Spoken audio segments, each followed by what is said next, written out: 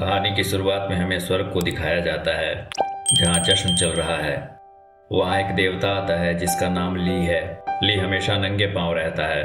सभी देवता ली को पार्टी में देखकर असहज महसूस करते हैं। उन्हें लगता है ली पार्टी का माहौल खराब कर देगा, लेकिन स्वर्ग की महारानी कहती है कि उसने ली को बुलाया है और महारानी अच्छे से ली का स्वागत करती है। सभी मेहमानों के आ जाने के बाद महारानी खुद की लिखी हुई कविता सभी को सुनाती है। तभी एक राक्षस उस जश्न में हमला करता है। सभी देवता रानी को बचाने की कोशिश करते हैं, पर उसके सामने कोई ज्यादा देर टिक नहीं पाता।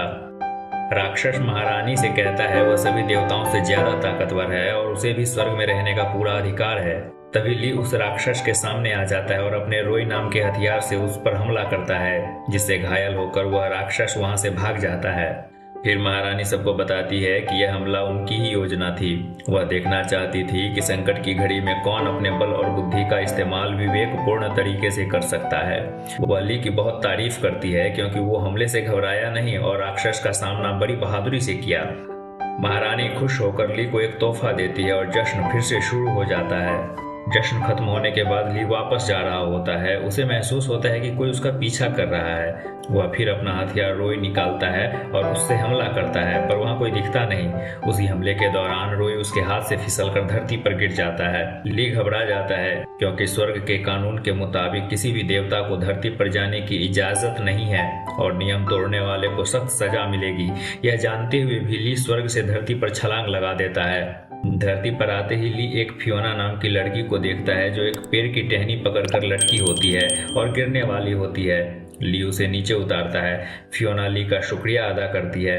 ली फियोना को बताता है कि वह स्वर्ग का देवता है। उसका हथियार धरती पर गिर गया है और वो उसे ही ढूंढने धरती पर आया है।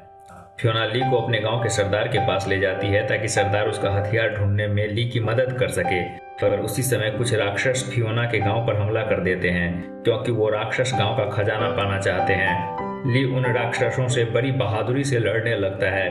एक मकड़ी की तरह जाल फेंकने वाली राक्षसी को ली उसी की जाल में उलझा देता है। फिर ली एक ऐसे राक्षस को हराता है जिसकी ताकत उसके शरीर से आने वाली दुर्गंध है। लड़ाई खत्म होने के बाद गांव वाले ली का जोरदार स्वागत करते हैं और ली के लिए एक पार्टी का आयोजन करते हैं। उसी पार्टी में ली गांव के सरदार से उनके खजाने के बारे में पूछता है। गांव का सरदार बताता है कि कुछ महीने पहले आसमान से एक सुनहरी रोशनी पहाड़ पर गिरी और उसी समय से हमारे गांव में शांति आई। तब से हम लोगों ने उस खजाने को सुरक्षित रखने का फैसला किया।